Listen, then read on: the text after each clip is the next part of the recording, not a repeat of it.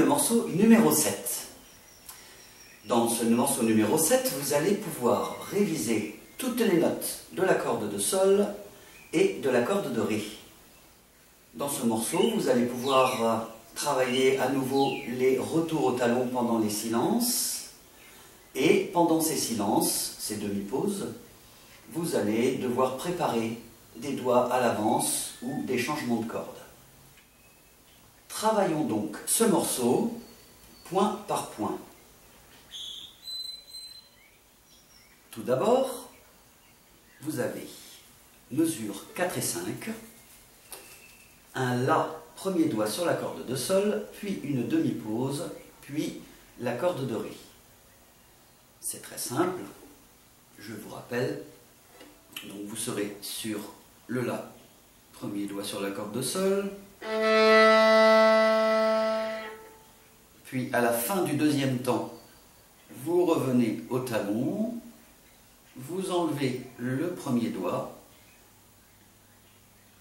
et vous attendez la fin du silence et ensuite vous démarrez sur le Ré. Je vous remontre comment on fait. 1, 2, 3, 4, 1. Une dernière fois. 1, 2, 3, 4, 1. La deuxième difficulté sera mesure 6. Vous avez une corde de Ré, puis un La, premier doigt sur la corde de sol. Pendant que vous jouez la corde de Ré, vous allez poser le premier doigt sur la corde de sol. De cette façon, 1, 2, 3, 4. Comme vous avez pu voir, j'ai posé le premier doigt sur la corde de sol pendant que je jouais la corde de Ré. Je recommence.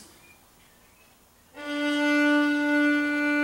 pose le premier doigt sur la corde de sol, puis je peux jouer le premier doigt sur la corde de sol. Mesure suivante, mesure 7, 8 et 9. Vous avez un Si, deuxième doigt sur la corde de sol, puis Do, troisième doigt, puis la corde de Ré, puis une demi-pause pendant laquelle vous revenez au talon et vous revenez sur le Do, troisième doigt. Donc, le plus simple pour être sûr que le Do, troisième doigt sera juste, c'est de le garder posé à partir du moment où vous le posez, mesure 7. Je vais vous montrer. Tout d'abord, vous avez le Si, deuxième doigt sur la corde de sol, puis troisième doigt sur la corde de sol, le Do donc, puis la corde de Ré et vous gardez le Do posé, puis la demi-pause pendant laquelle vous revenez au talon, sur le Do, troisième doigt sur la corde de sol. Et comme vous pouvez le voir, il est resté posé, donc c'est très facile. Il sera juste. Donc voici ce que ça donne. 1, 2, 3, 4. 1, 2, 3, 4. 1, 2.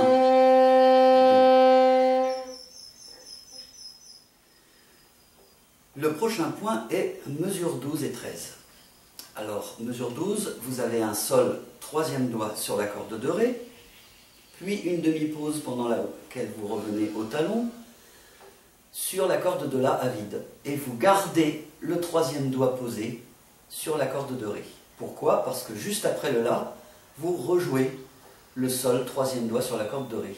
Donc, pour éviter de tout compliquer et de risquer de jouer faux, vous gardez simplement le troisième doigt posé. Je vais vous montrer. Donc, vous avez le Sol, troisième doigt sur la corde de Ré, puis une demi-pause pendant laquelle vous revenez au talon sur la corde de La. Vous gardez le troisième doigt posé sur la corde de Ré, ce qui vous permet de jouer le Sol juste après, sans l'avoir bougé. Je vous remontre. 1, 2, 3, 4, 1, 2, 3, 4, etc. Puis, à partir de la mesure du 7, c'est très simple, il s'agit de la même chose qu'au début du morceau, donc vous saurez parfaitement le faire. Faites simplement attention à la dernière note, qui est une ronde, donc vous devez ralentir l'archet pour pouvoir faire tout l'archet sans être obligé de stopper la note avant la fin du quatrième temps. Je vous rappelle les quelques points très importants. Dans les changements de cordes et dans les changements de doigts, faites très attention à ce qu'il n'y ait pas de petits décalages, de petits craquements. Voici maintenant le morceau numéro 7, tel que vous devez pouvoir le jouer une fois travaillé. Et vous aurez donc le plaisir de pouvoir le jouer avec l'accompagnement du professeur.